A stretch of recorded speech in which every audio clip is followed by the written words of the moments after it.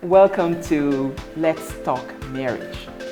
Today we're discussing the benefit of humor, play, and laughter in marriage relationship. Do you play? Do you laugh? Do you use humor?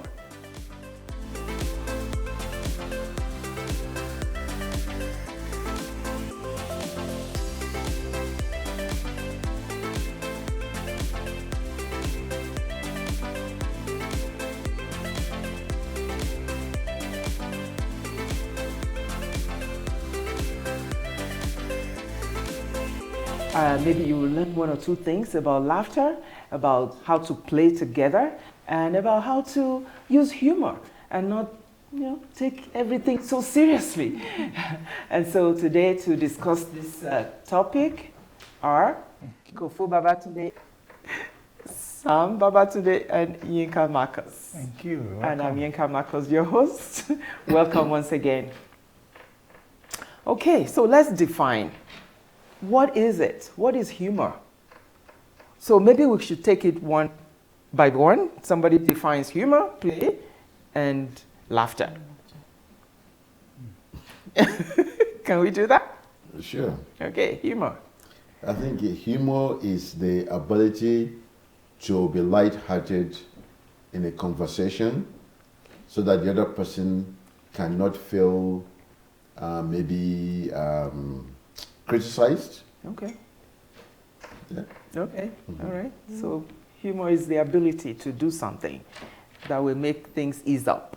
That's right. Okay. Play. Play, just like laughter or humor, I see it as a tool or it means to relax each other, especially in marriage, and bring out the best of your natural self than taking life too serious. Okay. Not that life is not serious enough, Yeah. but indeed it's at those times when life becomes too serious, just say, you know what, let's throw in some spin off. Okay. And get our muscles relaxed. Then we can pick up the pieces better again. Oh, okay. So humor is the ability to ease things. Play is a tool, Yes, therapeutic. therapeutic tool to help us in our relationships to ease things also. Yeah. So laughter. I think I would say that laughter actually combines the two. Humor produces laughter, play produces laughter, right? Laughter is, I'm not a doctor, so I believe that doctors will have some scientific explanations about laughter, but I just know laughter is, having a light heart and be able to, should I use the word laugh again to define laughter? Where you're laughing already. I think the scientists said that if you laugh, you will be using less muscles, and so you get younger. You don't get older. 7 muscles, they say. But if you're frowning, there's a way.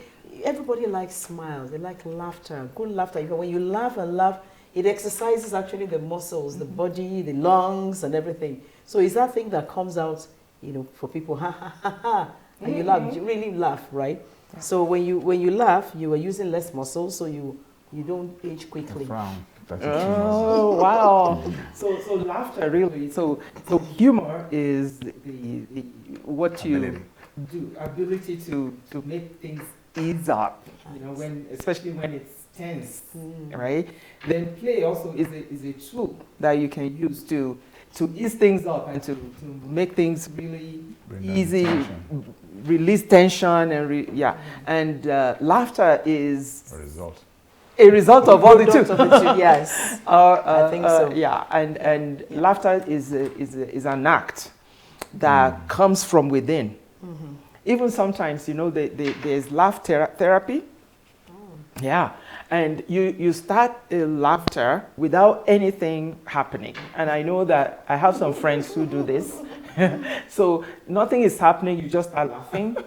And then as you're laughing, you're increasing it. You start by ha ha ha, and then you start laughing from your guts, and then you start just throwing your arms out and throwing your legs out and all of that, and it's just like it's therapeutic. It's very healing.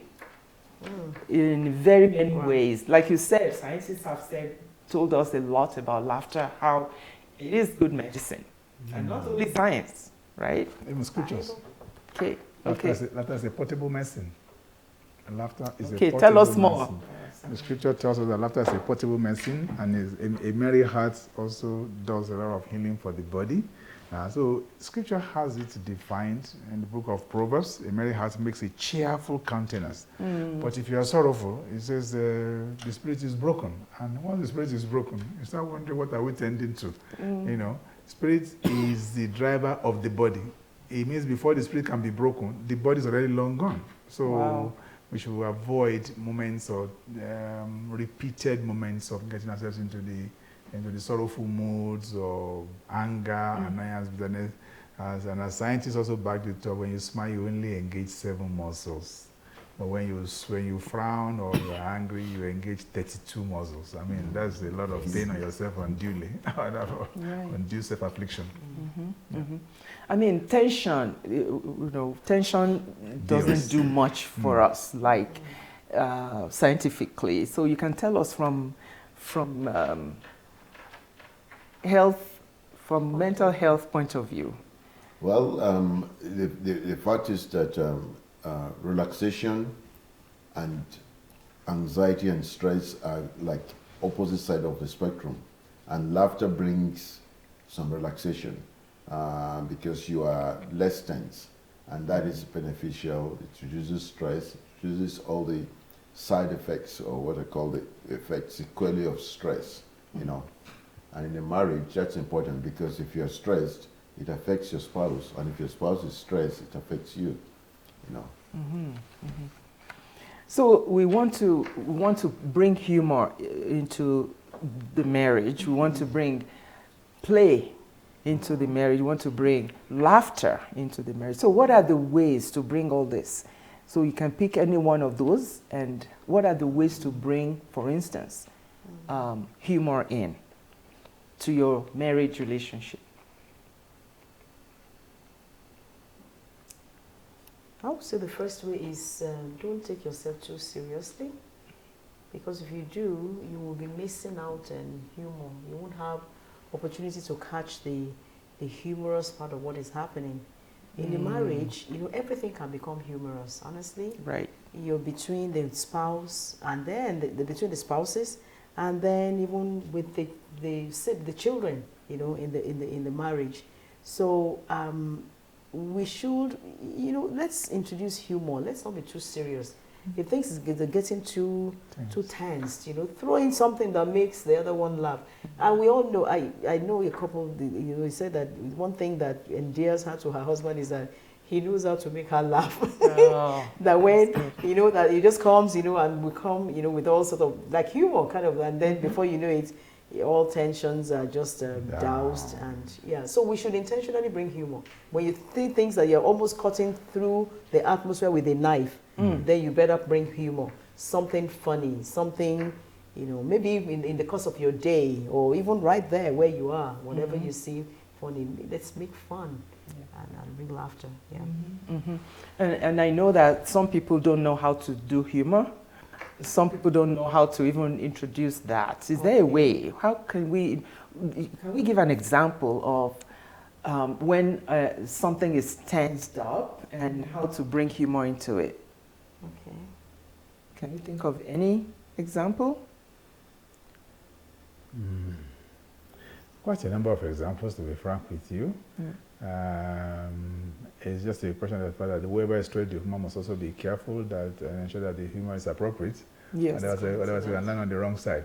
I mean, a pastor was preaching one day, and he asked all the men in the house, "Hey, all of you, if you are not being controlled by your wife, raise up or go to the right."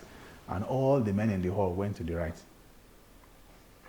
except one. So people are wondering, so all the men in this hall are being controlled by their women, by their wives. So they asked the only one man standing, how did you make it? You are being controlled by your wife? He said, she's the one who said that if I dare move. So you can see that actually all the men were being controlled by their wives. Oh my. If you dare move. I said, okay. So is standing on that the left side is because the wife says so. So, and that brings And I believe that if they were women too, the same thing would happen. Exactly. Absolutely. So women will hear that and they will just break down and laugh themselves off. The men, they are really know, that's true. You know what? You don't want to ike problem with this woman. If she says go, just go that way, you know. Yeah. Make peace, you know. Yeah. So I learned something from a friend of mine, and she was doing this with her husband too. And I tried it with my husband. And what happened? when there's a bit of tension, and you know there's something that just getting to we're getting worked up on something. I just put my hand on him like this and do some really funny funny act, and I press him down like that, or I press his head, or you know something, whatever it is, like that will make him laugh, and he will just laugh. Or I passed. yes, of course. And he's a very humorous person too. He's very funny. Sometimes the funny can be really annoying because it could be, to me, it would be inappropriate at that time. I'm like, no, I'm not laughing right now. You know, I'm too, and so sometimes it's that way, like you were saying. It needs to be appropriate, and the receiver also needs to calm down, just relax. Exactly. You know, relax. You know, life is short, kind of thing, and so we just laugh about it. Sometimes he would. Maybe when he's trying to get to bed, and he has his phone, and I just take the phone from him, and he just laugh about it. Whereas other men or other spouses will be, you know, a really bad idea. So, and then when I take it, give him my phone or something, then I will just press him down onto the pillow. And he will just, okay, I get it now. So that kind of humor, you know, it works for, it may not work for other people, right? But everybody will find what works. Yeah. And it could be words like, what are you talking about? You know, like whatever works that you know will work, not anything that will bring people down or make it worse. Make the situation worse. I'm just thinking that, you know, just coming up with stories, anecdotes, illustrations, you know, at different times. Maybe you remember something in the past. You can just say that, okay, let's look what happened in this particular year and all that, and talk about it. You know, coming from Africa, you remember all those stories that we hear, law. We call it law, if I want to say it in our dialect. It's just that folk laws, you know, stories. That's one of those things that it does. And there are some, they say, this is a story that to teach you wisdom. This is a story to make you laugh. This is a serious story, you know, to make you think and say, how do we solve this issue? So many things we can use to bring humor among couples. Yeah. What about play? Oh, that's a very good one. Actually, you know, you can encourage card games, Scrabble, or any game that will just engage the two of you and calm the nerves down, shift your focus or attention from the problem for a season. After all, Satan too comes to trouble us, and you know, it leaves us for a season. Yeah. So you can allow for a season and then just leave the trouble by the side. I mean, I watched a video clip recently of a man that was just raging for his wife. Notice what I don't like about you. Was just raging. The wife just walked step by step carefully, landed his shirt and landed him a kiss on that lips that were making noise. He just said, you know, I love you. The man was stunned. Just melted. And before the woman would walk away, he would just drag her back and say, you know, I love you too. And that was the end of all the, you know. Yeah. So playing games is very good. All kinds of games. It can be games in the bathroom, you and your spouse, or in the bedroom, or in the kitchen area. You throw something. There are so many games. We must learn a way or two or more to just depressurize ourselves, and come down from your pressure.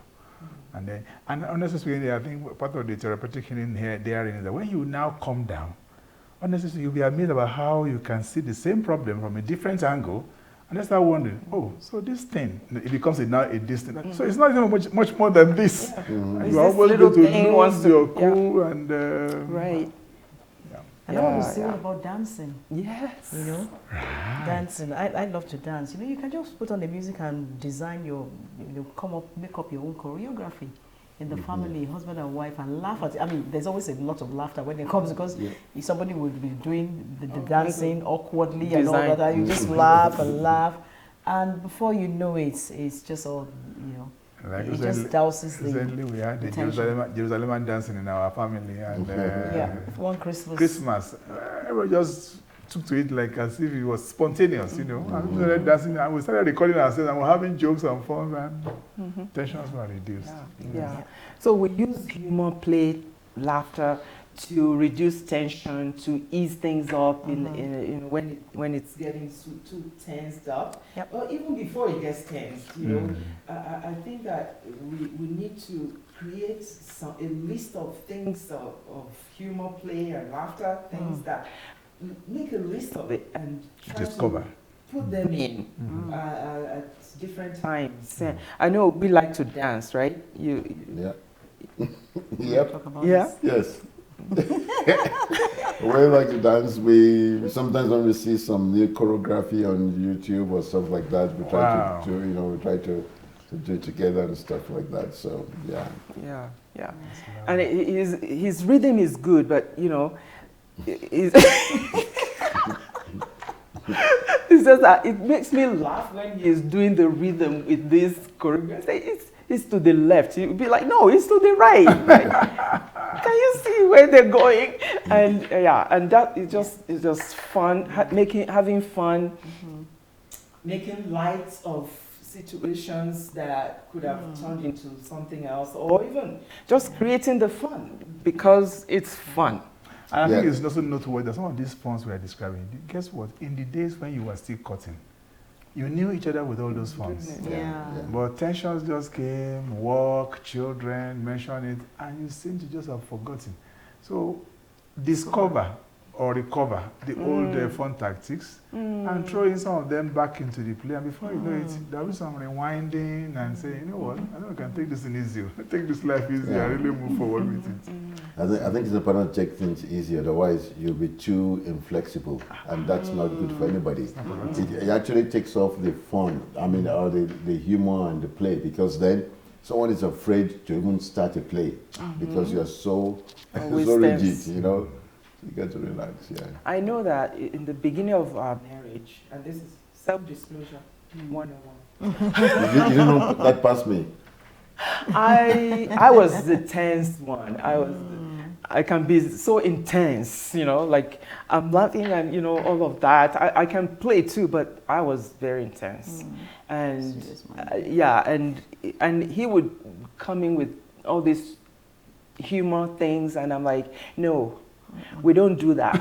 We do tense. That's what we do. When we're tense, we do tense. We're tense right now because look at the kids are doing this. There's no this or whatever. The dishes are not done. Whatever. What is fun about all this? Why bring humor into this when we should be tensing? You should be lamenting, man. So I particularly had to learn how to ease how to come into that place of ease, even when things are not the way I want them to be. And that is one thing. We just need to relax, relax. And sometimes it just takes that one word that will just ease everything. Okay, come sit down. Don't worry about all this stuff. Let's watch movies or watch something. Good one too there. Watching a movie. Watching movies. Beautiful. Or watching a comedy show. Yeah, preferably a comedy, a documentary, or news item. Those things that will make you learn. Not fiction. Like well, that's your preference. It could be anything. Discover what works for you. It's very, very, very important. I remember, if Bible can say that it's like a portable medicine that is good for the heart, Mm-hmm. and the other side breaks your heart or breaks your spirit, man, then I think we need to take a serious heed at that. And not even only in man and woman affair or husband and wife relationship, we find this also in other relationships. Power of words. We saw how Abigail brought down David from his mission to go and kill the whole house of Ahab just for not giving them food in the field.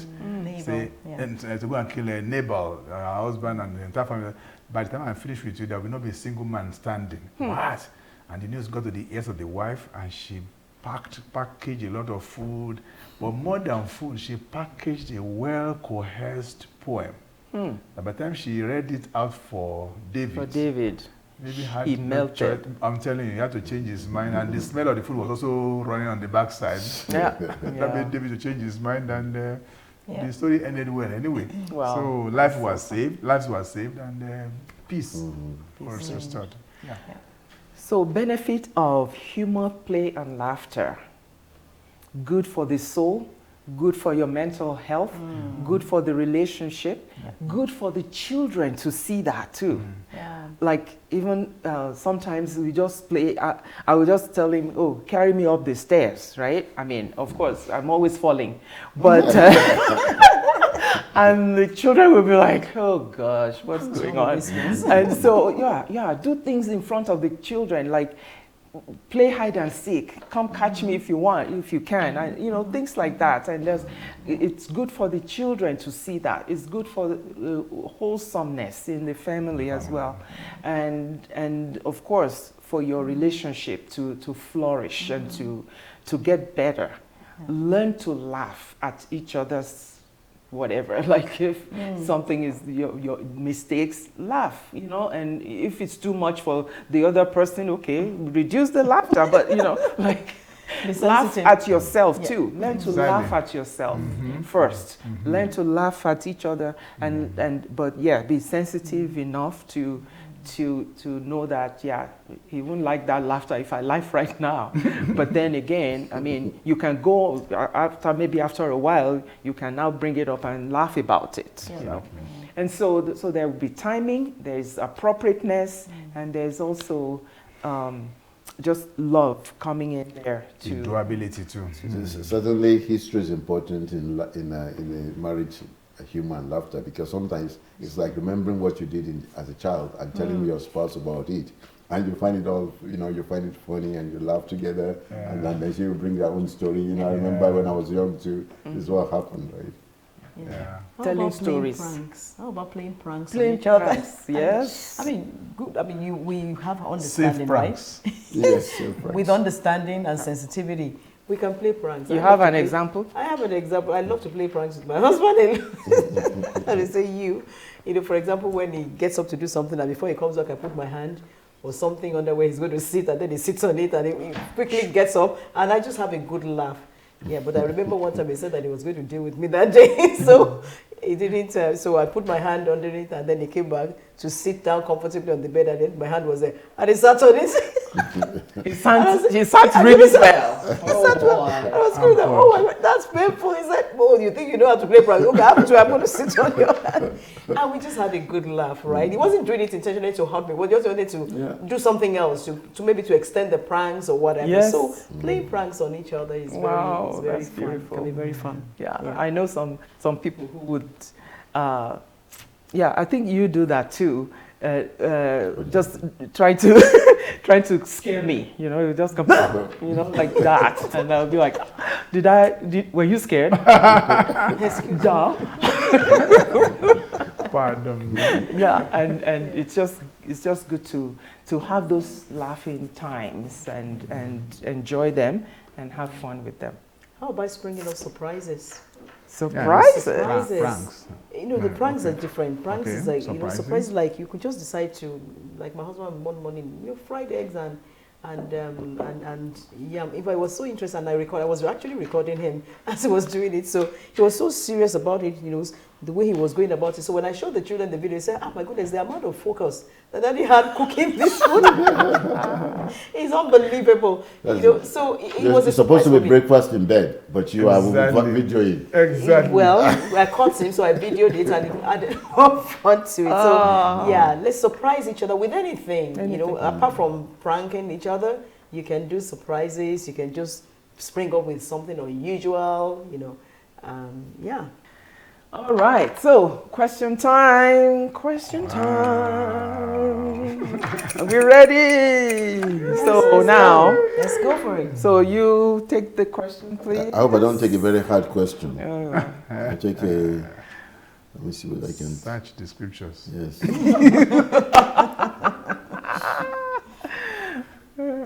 Okay. How can I engage in humor with someone who has no sense of humor in the what? I'm the what? Wife. I'm the wife. Oh, you are the wife. The asker, the person who is asking is the wife. Is the wife. Oh. Okay. Well, I think. So the husband. Yes. The husband is one that is homeless. The husband doesn't have a sense of humor. Okay. Oh, the husband doesn't have a sense of humor. Yeah. So how can she engage in in humor with someone who has no sense of humor? Well, if I substitute humor for golf, how can you engage somebody who doesn't know how to play golf before? You got to encourage them to play. To play the game, but it doesn't mean they have to be like Tiger Woods. They just have to play a little bit to enjoy the game. And so I see the same with humor. If my spouse is not, if I think they're not humorous, number one, there may be some areas where they like to laugh, so I would tend to go to that. But if there's some areas that I like a lot that I don't like, so it's a matter of trying to encourage them. And I think my wife should also try to change a little bit. If I'm not talking very much, my wife talks a lot, I should learn to talk a little bit. And my wife should learn, at least when she's in my company, not to talk for 10 hours, to talk only for 2 hours. I think that's part of how to do it. Yeah. So that means help them, encourage them. Yeah, you encourage each other, right? Good. Yeah. Okay. Any more? And that's where love is, right? That's where love comes in. Yeah, because if we say we're in a marriage relationship, it's one-on-one, just the two of us, right? We must be able to bend, a little bit for each other. Yes. So if the wife loves humor and the husband doesn't, in a marriage relationship, you should look at it. You can talk about it too. Remember, that things shouldn't be this hard. We can laugh. What makes you laugh? You can even ask that. What will make you laugh? That's a good one. What will make you laugh? What can I do that will make you laugh? And I'm sure that will just relax the spouse, whoever it is. So it's a give and take in marriage. It's compromise. It's negotiation. Talking and finding that middle ground for the two of you. And then, of course, giving each other grace and be patient, knowing that it can't come from zero humor. And then you expect him to be at 100% humor. If the little that he does is quite encouraging, you can encourage it and say, I want to see more of this. That's so beautiful. Wow. Almost like you're dealing with a little child that wants to be encouraged, and so they do better. And of course, if someone is starting from zero, they are like little children in that particular so area. you're teaching them. They got to learn, Yeah. Any more? Yeah, God help us. Yeah. I'm trying to imagine the state of this man that is having no sense of humor. If we put on the scale, as we are saying, what scale is this lack of sense of humor? Right. 10, 20, 40, 50, 80%, or even near 100%?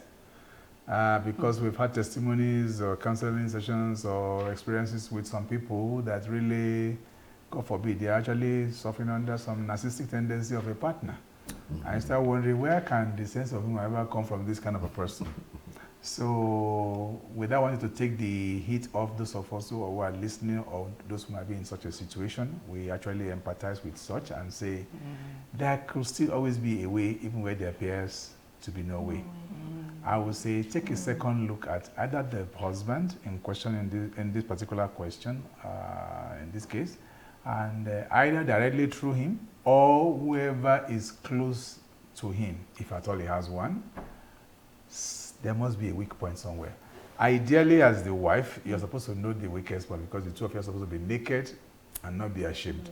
But maybe you have tried hard over years, you just don't see where the two of you are jiving together or finding any. But there must be somebody else who can help you to know that person's weak point. That is one way.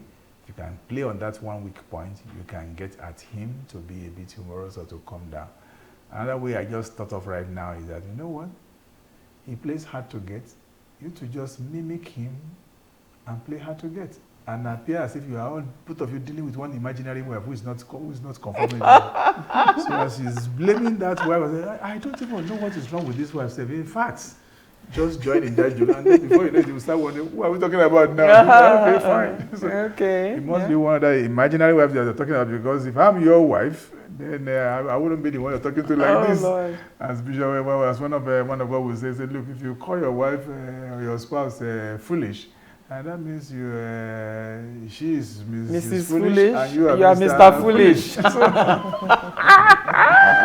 I think when I like that. I think when the spouse is not responding, maybe there's a chance for healing there too. Maybe they've been triggered or they're hurt from the past. Yeah. Maybe it's time to open up and then try to heal. Above all, seek counsel, because you might be able to get also more ideas from other opinions. No one holds the pot of wisdom.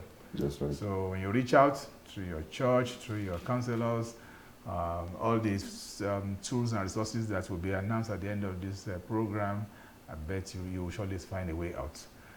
They say a diplomat is a person who can talk to you to go to hell in a way that you actually be looking forward to the journey. What?